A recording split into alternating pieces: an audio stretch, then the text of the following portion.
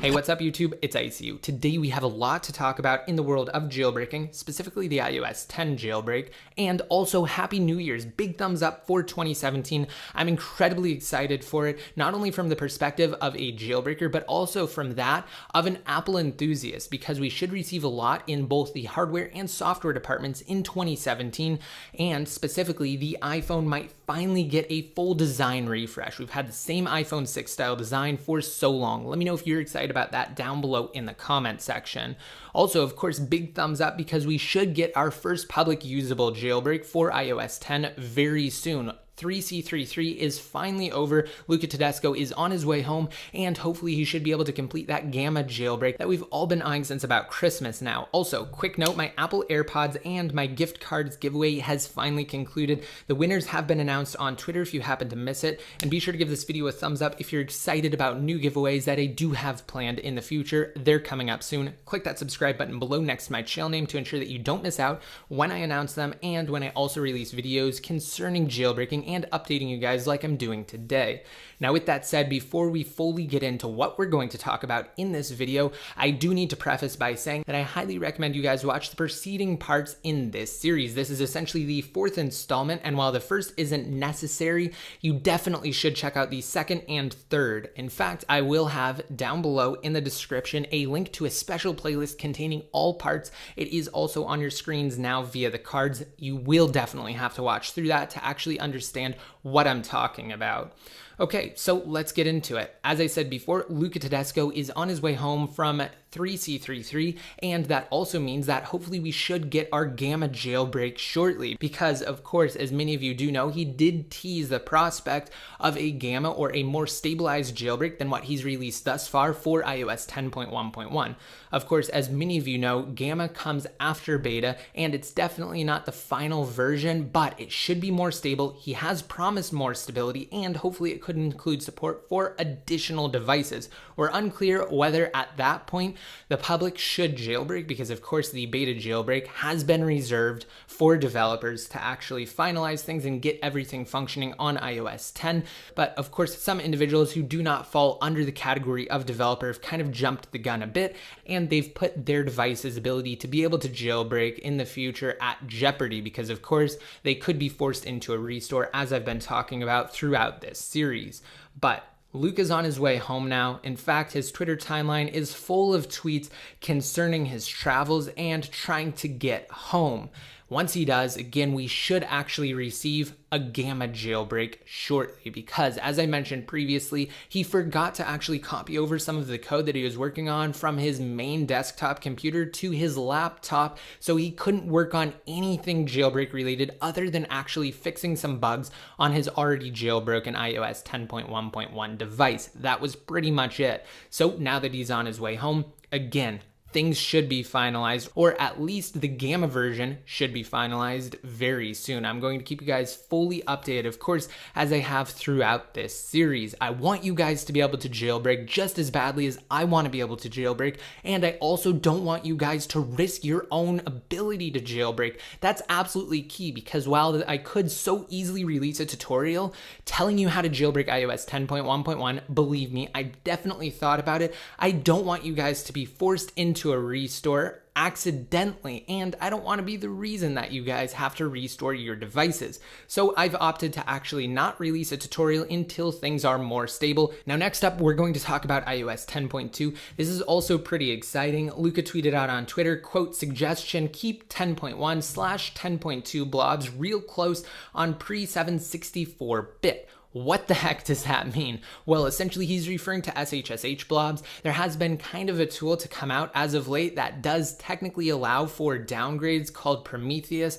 There have been some issues with Apple's signing server though. I haven't released a tutorial on it yet, and I don't know whether I will in the future, but essentially there is a utility that does technically allow for downgrades if you have your SHSH blob saved, which can only be grabbed while a firmware is still being signed.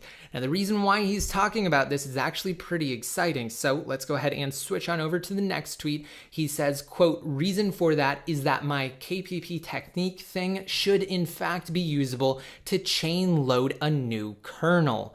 Now, his jailbreak does have the ability to bootstrap a new image from a living kernel, which essentially is a requirement for a modern downgrade following the kloader method.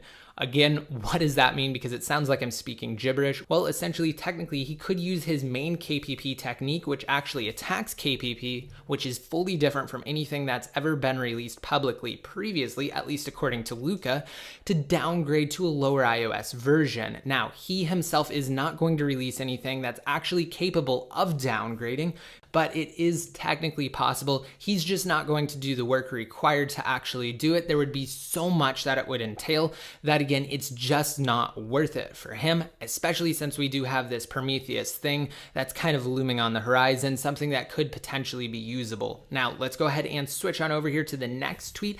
This also relates to his iOS 10.1.x jailbreak potentially being usable for iOS 10.2, because he says, quote, a jailbreak for 10.2 is not planned, but it is still vulnerable to the underlining technique used, so it's the second best firmware. This also kind of loops back to him talking about his KPP method, specifically related to, of course, iOS 10.2 and 10.1.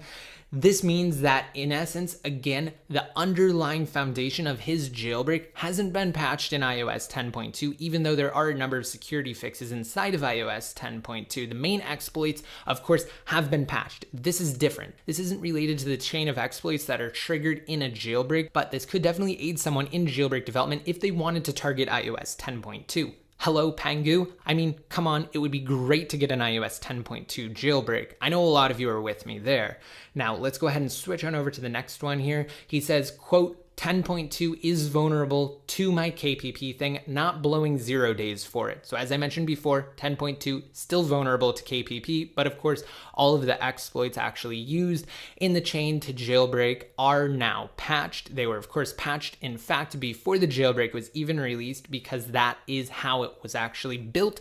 If you guys happen to watch the first part of this series, you'll definitely know that. But he's saying that he's not going to burn any unknown vulnerabilities, or at least any unknown public vulnerabilities, to actually accomplish a jailbreak on iOS 10.2. He's essentially done what he's going to do for iOS 10.1.x, and now he's working on stabilizing it, but that doesn't mean that someone else won't do that. As I mentioned, Pangu definitely is still targeting iOS 10.2.x. It's unclear whether his technique works on iOS 10.2.1, though because he did not specify 10.2.1, it might not. Either way, though, this is still very exciting stuff, and this means that we could hopefully get a jailbreak for the latest public firmwares and not just iOS 10.1.x, because while it is great to finally have a jailbreak for iOS 10, I for one would much rather prefer a jailbreak on iOS 10.2, so that way I could use my Apple AirPods, because of course it is a requirement that your iOS device be on iOS 10.2 to actually use it, not just iOS 10.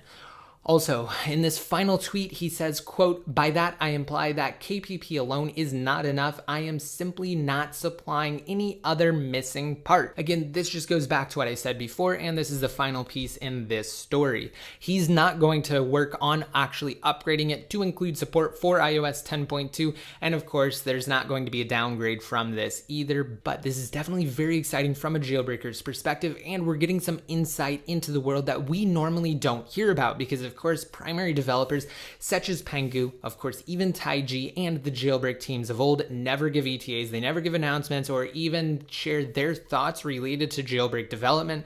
This time we do have some actual insight from Luca Tedesco. It's pretty exciting to actually see his process as he's working through this.